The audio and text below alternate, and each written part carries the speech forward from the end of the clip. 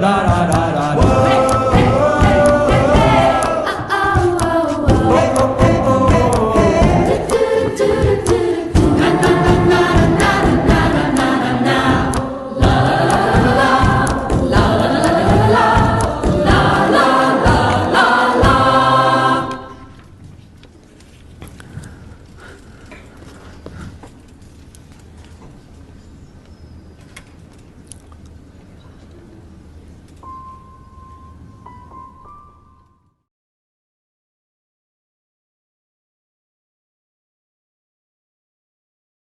Seven-year-old Suborno Isaac Bari became the youngest professor in the history of mankind. Hi, when I was a kid, I used to play on the ground, but this kid became a professor only at the age of 7, and until now, he is the youngest professor in the world. Who is he and how he became a professor in a very young age?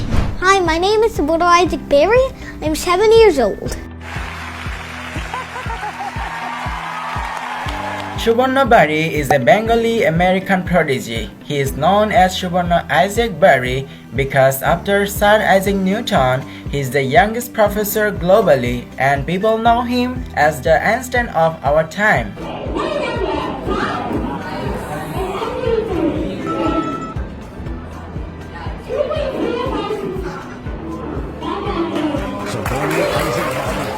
He grew up in New York City, United States of America. He is so genius that he started talking when he was only 6 months. And he could solve math, physics, chemistry problems when he was only 2. Then his parents started sharing his videos on the internet. Later on, he got an invitation from Voice of America to have an interview. And he is the youngest person ever to be in conversation with Voice of America. And today we're going to be looking at reflection and refraction.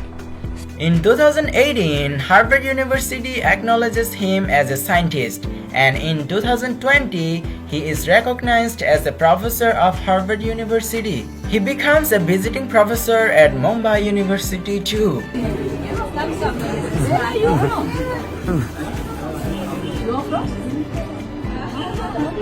Receives the Child Prodigy Award from the Nobel winner Kailash Satyarthi for his incredible efficiencies in the field of math, physics, and for the anti-terrorist campaign. He also authored a book named The Love.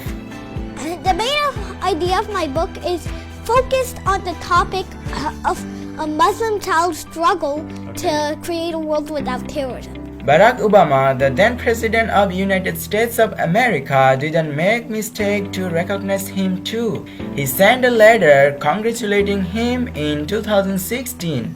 And so many renowned university professors and chancellors wrote to him so far. Why do you think you're so smart? Well, I think I'm so smart because I can solve PhD level math, physics, and chemistry problems at an age I believe no other can. You know what? Nothing can stop the persons born extraordinarily. They can go beyond everything. Just need a good nourishing and wishing him good luck.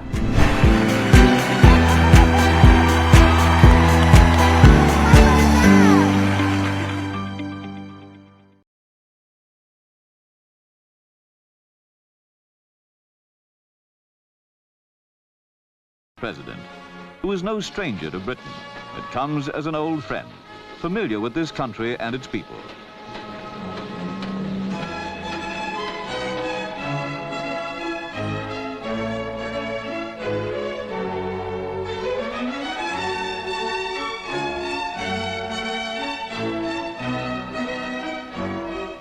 Princess Margaret and Princess Marina were there to welcome him. The Princess Royal had accompanied Dr. Radhakrishnan from Gatwick Airport. Sir Paul Gore Booth, the British High Commissioner in India, was also there to greet him.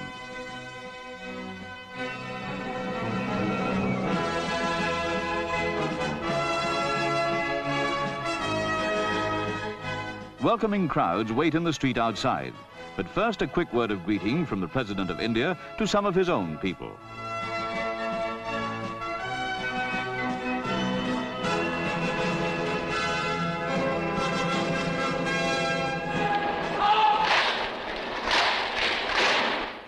The traditional sovereign's escort of the household cavalry accompany the open carriage, where the Queen sits next to her distinguished guest.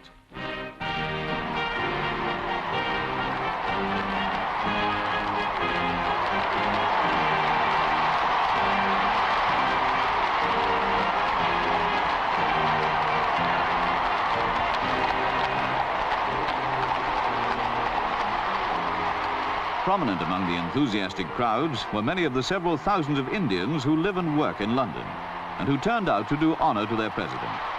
The processional route leads up the Mall to Buckingham Palace, where the president stayed for the first 2 days of his visit.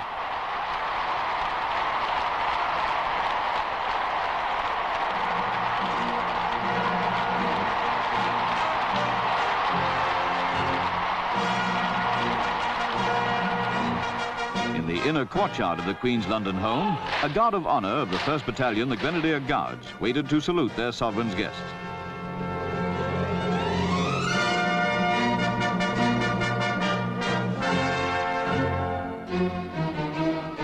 This is All India Radio.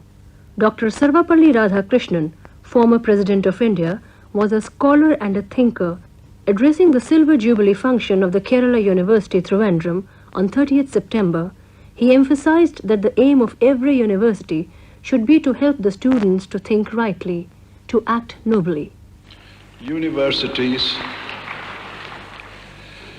are the means by which the traditions of a country, intellectual, artistic and ethical, the technical skills, these things are transmitted from one generation to another.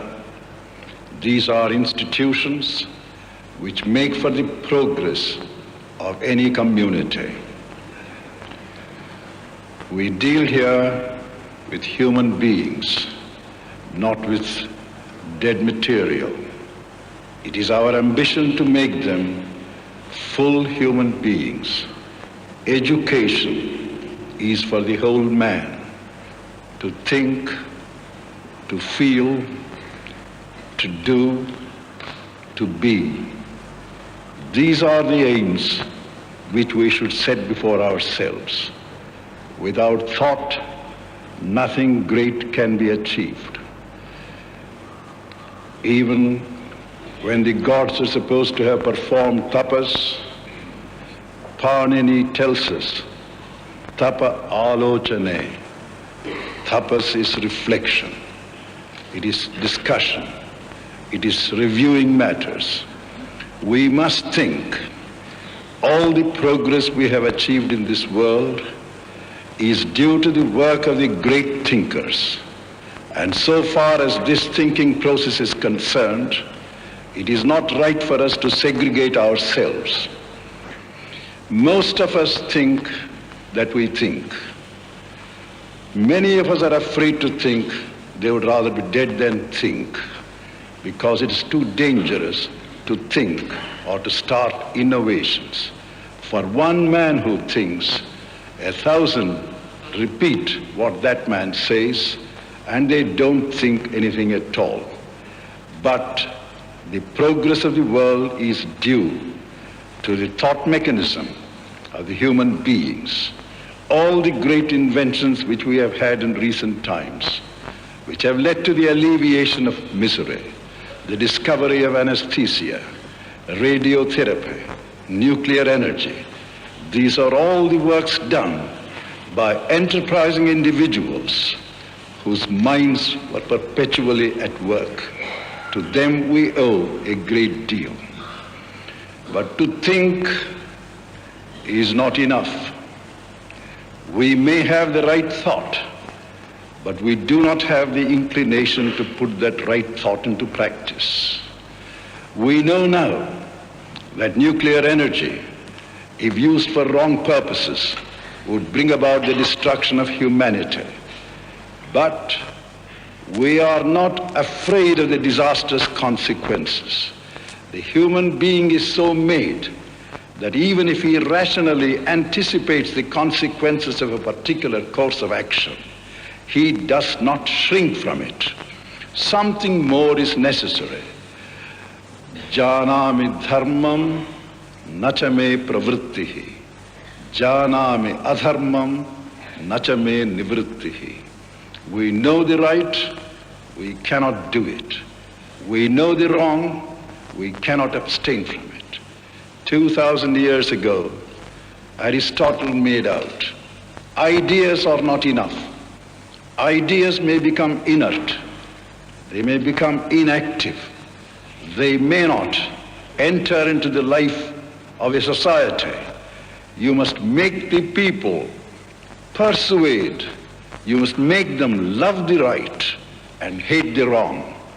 There it is, this next object of feeling nobly, feeling rightly, feeling for the right thing, that comes. We have to think rightly and feel nobly.